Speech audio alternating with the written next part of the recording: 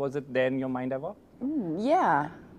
I mean, I think it's written, I think it's kind of written within our story and within the script, is that they just naturally have some really lighthearted bits, but I don't think playing Nori or playing those, like portraying those scenes that I was ever thinking, make it lighthearted, make it comedic. It was just, by nature, that's just how the scenes were written. And then we really do have some quite vulnerable, really quite dark scenes within.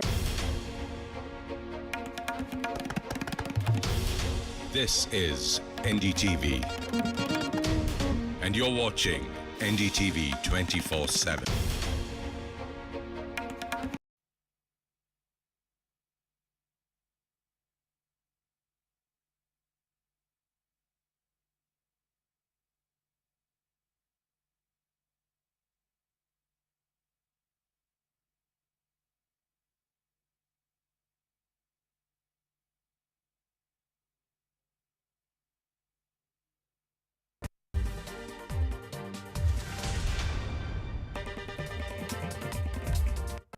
Hello and welcome. This is India Global. I'm Gauri Dwivedi. Before we take a look at the big story this evening on India's semiconductor push, take a look at the headlines. First up, Prime Minister Modi meets the who's who of global tech amidst India's massive semiconductor push. Prime Minister Modi meets Google Sundar Pichai and Ops Narayan at the CEO roundtable. Prime Minister Modi's landmark US trip boosts India's AI and semiconductor future. Prime Minister Modi meets Palestine, Nepal and Kuwait leaders in New York. Prime Minister to address the global challenges at the UN Summit of Future. Sri Lanka picks left-leaning Anurakkumara Dissanayake as its next president. How will AKD's tenure impact India-Lanka ties is the big question.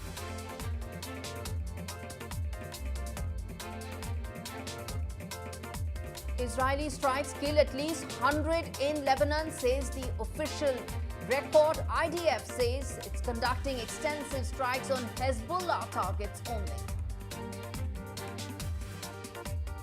Japan says Russian patrol aircraft violated its airspace. Japanese fighters fire warning flares and starts an diplomatic protest.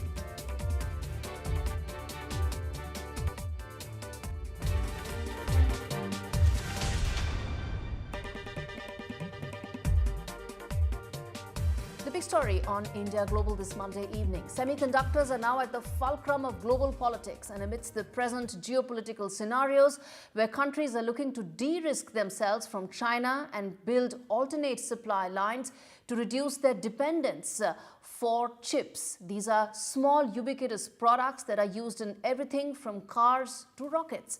And it's these semiconductor manufacturing facilities that can now tilt global power balances. And India is trying to ensure that scales tilt in its favor. At the sidelines of the Quad, India and US signed a pact to build chips for defense purposes. It's a first for the US, which will share critical technology enabling this production. But India's semicon push is not just limited to fulfilling its defense needs. It wants to become a major player in the overall supply chain, besides serving its own domestic needs. Reports suggest that in the next 5 years, India may need about $300 billion of semicon components. Now, building homegrown capabilities to servicing this demand is now part of protecting New Delhi's own geopolitical interests. And that's our big debate today on India Global. How can India's chip dream now turn into reality? How will the partnership with US for defense needs open up larger opportunities? But first up, listen in to what Prime Minister Modi and Google CEO Sundar Pichai had to say on this. आज का Bharat ambitious सपने देखता है और उन्हें पूरा करने का भरसक प्रयास भी करता है। आज भारत विश्व की 5वीं सबसे बड़ी इकोनॉमी है, विश्व की सबसे तेजी से ग्रो करने वाली इकोनॉमी है और मैं पक्का मानता हूं कि मेरा ये जो तीसरा कार्यकाल है उसमें हम 3rd लार्जेस्ट इकोनॉमी का हमारा जो गोल है उसको हम अचीव कर लेंगे।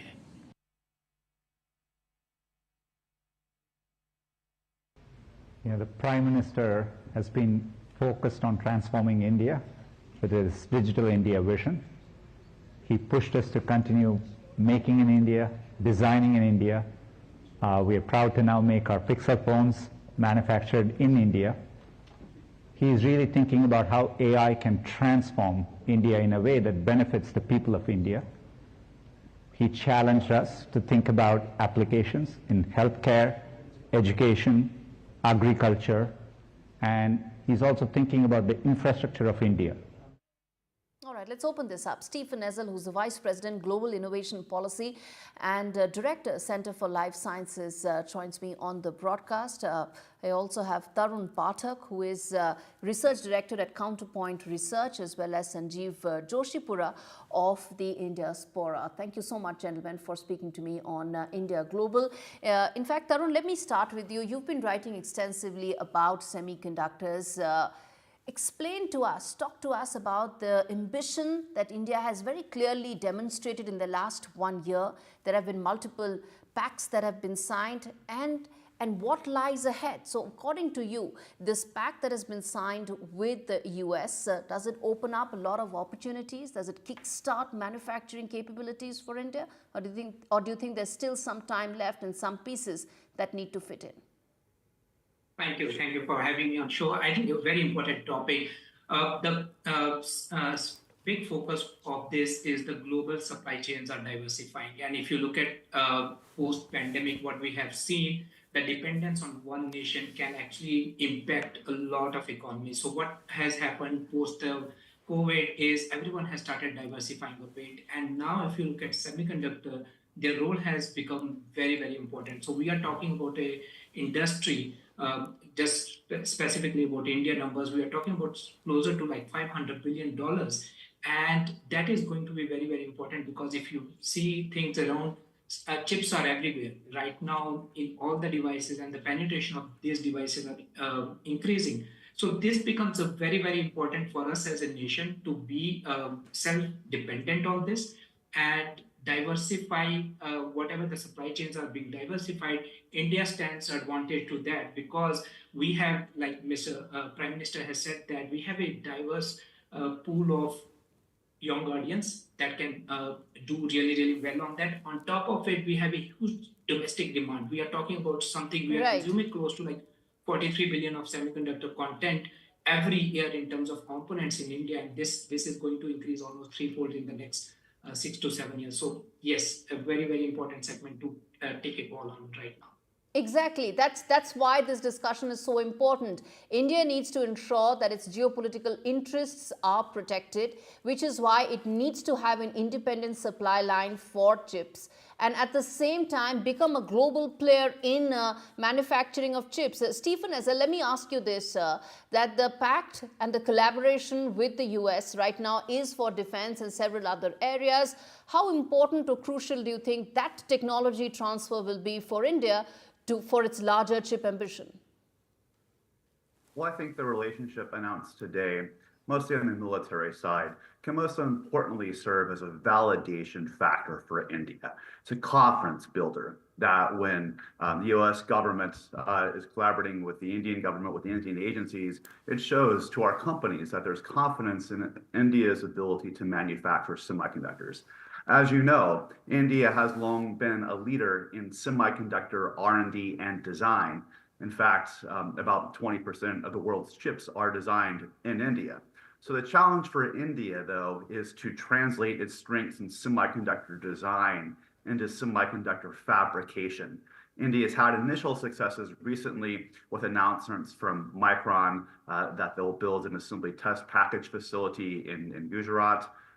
But if India is to fulfill its global chip aspirations, it's got to show that it can manufacture semiconductors as effectively as it can design them. That's a very important point, Sanjeev. Let me ask you this, which is that we've been speaking about designing, we've been speaking about testing, packaging, the lower end of the entire chain. But now we are talking about manufacturing. We are trying to move up the ladder. Can we do that? Can we ensure that we climb that ladder as fast as we hope to? Yeah, a few points here. So thank you for having me on the show.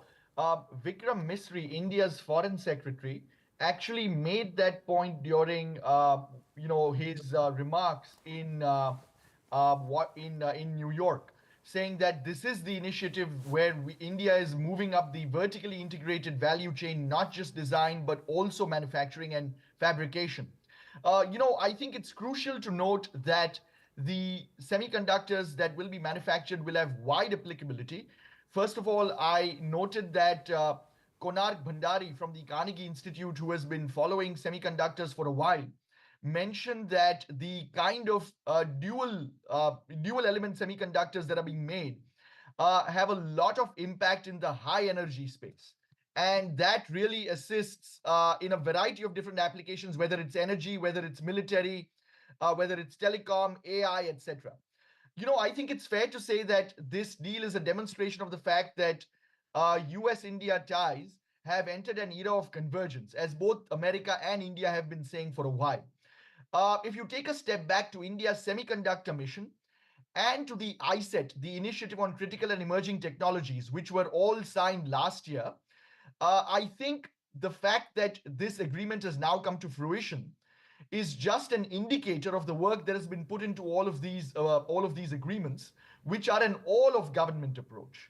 And I think that is crucial to note that both governments are paying key attention to this. Indeed. And what lies ahead then, Sanjeev, in your estimation, in your expectation, what do you think could be the next steps in this collaboration?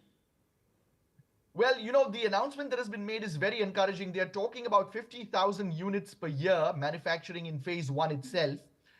They're also talking about, employing 700 people, which is a relatively small number, of course, given India's needs. But the fact of the matter is that it's something. And they're talking about potential state government support, although we don't know exactly the location of the plant. What I really want to emphasize here is that there are allied initiatives coming up around this. So the Saraswati Knowledge Center is what they are calling it. First of all, the factory itself is going to be called Shakti, which, as your viewers know, is strength in Hindi. Then there is the Saraswati Knowledge Unit about semiconductor manufacturing that is going to come up, which will employ 100 people a year. Right. And then there is the Durga Design Center. So there are lots of allied initiatives that will come up around this that will create an ecosystem. And that's the main point. That's exactly what we are trying to do, which is to create that ecosystem. And Tarun, let me ask you this. What, according to you, should be the top 2 or 3 policy requirements that now need to come in to follow through on some of these very important commitments and intent? What should be the next policy steps? Right. I think one is we need to expand our current incentives, right? Or if you look at, obviously, $10 billion is aggressive, but if we look at from the semiconductor point of view, these are something we are looking forward 2 decades ahead, right? So we need to expand this number to more even aggressive number to a certain extent. And the other thing, what we are really lacking is hiring of a talent, technology transfer. We need to build policy that actually helps us to bridge that gap. If you look at right now, we have 600,000 of engineering students that are enrolled in electronics in India per year.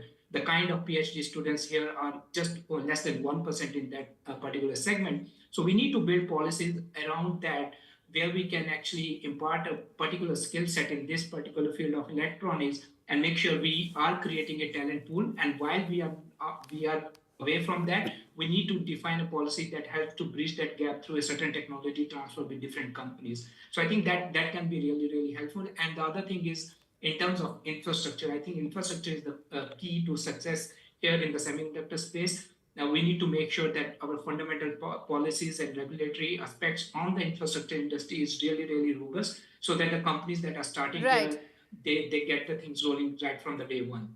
All right, Stephen, then let me ask you this, that, India has a federal structure. A lot of the heavy lifting may be done by the center, but the state governments, the provincial governments, as you would call them, also need to now pitch in. What would be your expectations from the state governments to ensure that these commitments, these intent follow through by all these state governments? Well, certainly, the infrastructure environment, manufacturing semiconductors requires 100% secure and uninterrupted supply of electricity, significant water requirements. Many states will have responsibilities to ensure that the physical infrastructure can support semiconductor manufacturing operations. Another challenge for India has been that while you do have wonderful technical schools, wonderful IITs, actually you have few programs in chip manufacturing. Most programs like IIT Chennai, which I visited back in May, are focused on chip design. So another thing that states need to do is to help build out the curriculum around chip manufacturing. And now some states have started this. There was a recent announcement with Purdue University that a program would be created on chip engineering, chip manufacturing that would be recognized by the India Semiconductor Mission. But certainly for states, infrastructure skills and kind of that land, labor, taxation, policy that are pertinent to the state environment are critical. It's important for your viewers to note that when semiconductor companies consider where to locate a new facility somewhere in the world, they consider over 500 discrete factors. So India and every Indian state is competing with every other state in the world to get the best check mark they possibly can on these 500 factors to ensure that semiconductor manufacturing happens in your locality. Absolutely. And with that, I'm completely out of time. Thanks so much, gentlemen, for taking out the time and joining me in this edition of India Global. Chip wars and chip manufacturing, as I said, is at the fulcrum of geopolitics, and India is at the forefront of tipping those scales in New Delhi's favor. With that, we're slipping into a very short break. We come back with lots more on the other side. Stay with us.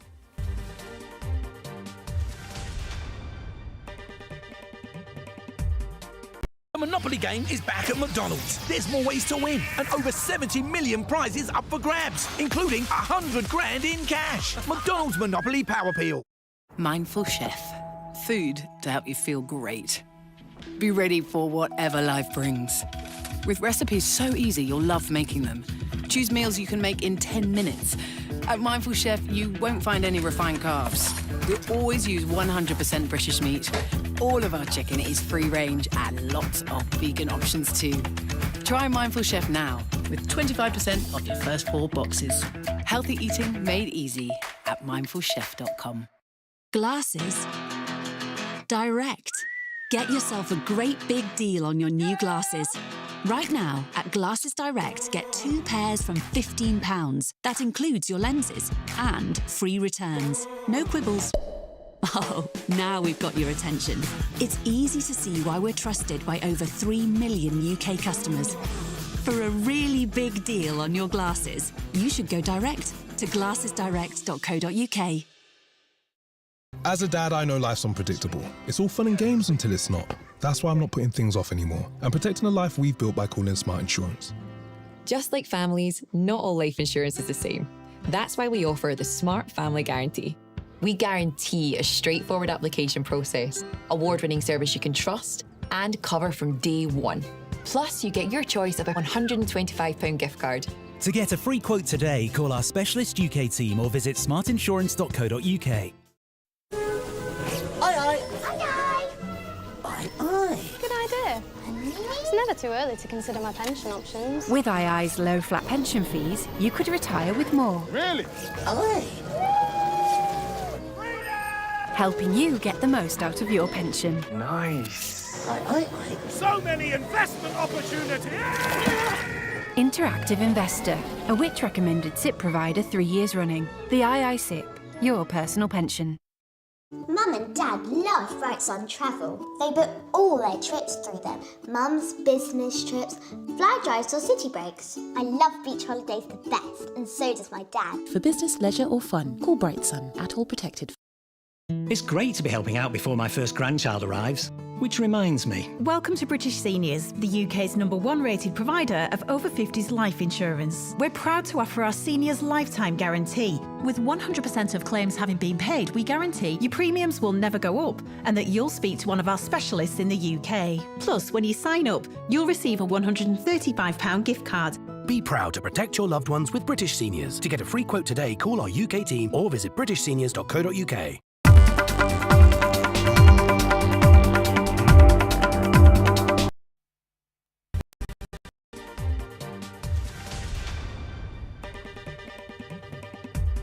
Welcome back. You're watching India Global with me, Gauri Trivedi. Shifting focus now to Sri Lanka, where Anura Kumara Dissanayake has become the first leftist president of Sri Lanka. It's also the first election where he won the mandate in the second preferential vote. He's been sworn in. He is now expected to lead Sri Lanka in its next phase of growth. What does it mean for New Delhi? What does it mean for the India-Sri Lanka relationship from here on, given the fact that there are concerns in power corridors that AKD has been fairly vocal about several aspects of engaging with India. He's also been very vocal about Chinese investments, and also he's been vocal about the Tamils in the northern part of Sri Lanka. Remember, 12% of Sri Lankan population is Tamil, ethnic minorities, and the 13th Amendment of the Constitution is something that AKD is against it. Now, what does it mean for the larger bilateral relationship? That's our big debate on India Global. With me on the discussion, Rohan Samarajiva, who's joining us from Colombo. He is a policy analyst in Sri Lanka, and we have Ajit Sen, who tracks the neighborhood very closely for us. Rohan, let me start with you. AKD has been sworn in. Congratulations have been extended to him by Prime Minister Modi. He's also responded. But there are concerns in New Delhi on the fact that given his Marxist background, given his left leanings, is he going to open up floodgates to Chinese investments and possibly have a very cautious approach to engagement with India? That's the concern. I think if you look back at the history of the party that he comes from, the core party, not the coalition, not the larger entity that got him elected, the JVP, he got elected with a sort of a broader umbrella entity called the National NPP, whatever it is. If you look back at the history, I think you have grounds for concern. But I think that the February visit to Delhi, where he met with Foreign Minister Jaishankar, and he was given a warm welcome and interacted with a lot of industry in India, I think it has changed his views to some extent, and the economic realities, particularly given the unfortunate situation that Maldives finds itself in, I think has made his advisors see that anti-Indianism is not a viable political option these days. So I don't really expect him to take any precipitate steps that would favor China versus India. Okay. And I think the whole country knows that when we were in trouble in 2022, it is India that came to our assistance. And there was pretty much nothing from the Chinese side. Exactly. It was a $4 billion line that was extended to Colombo in 2022. $2.5 billion has been utilized. There's still some left. In addition to that, there's the $1.4 billion bilateral debt that is part of the restructuring. But Ajit Sen, I want to ask you this, that what, according to you, will be driving the India-Sri Lanka economic relationship, and also what happens to China's larger naval footprint in Sri Lanka? Do you see that happening? Thank you very much. Well, I think, first of all, the fact that India has already given out economic and humanitarian assistance worth $4.5 billion US dollars to Sri Lanka at a time when they needed it the most. And apart from the food aid and medicines which has gone there, I think that's something which the Sri Lanka has not forgotten.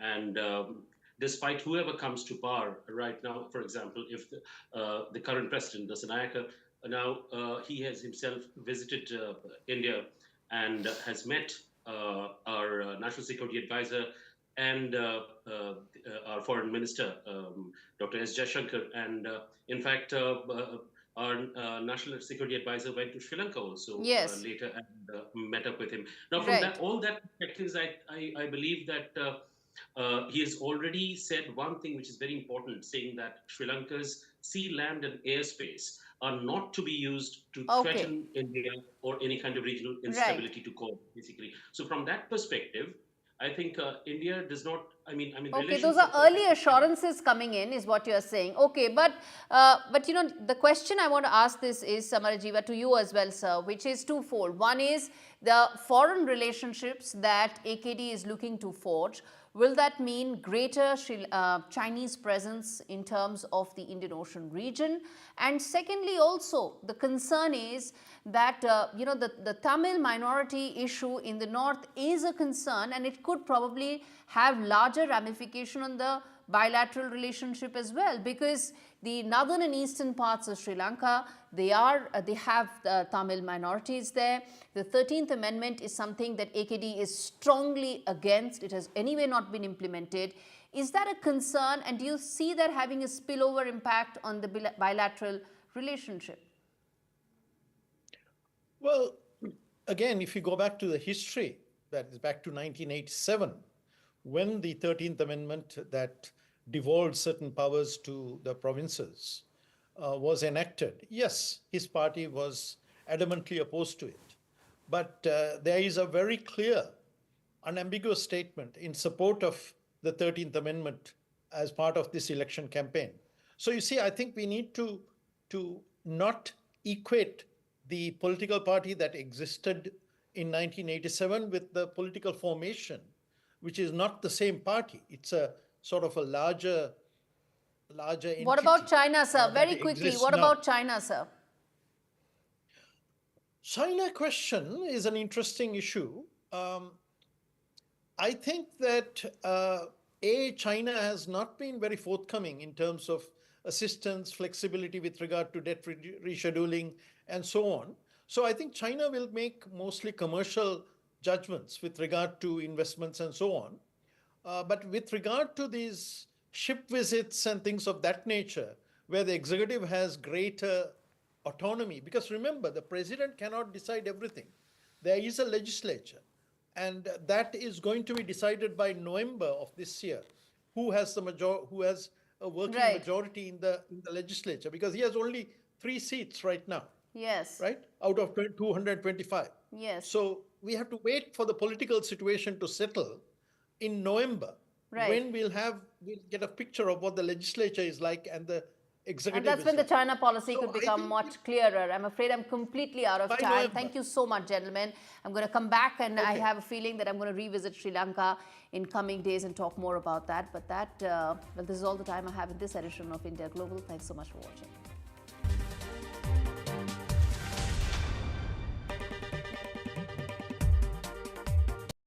At Tesco Mobile, our deals are so good you'll want to tell everyone.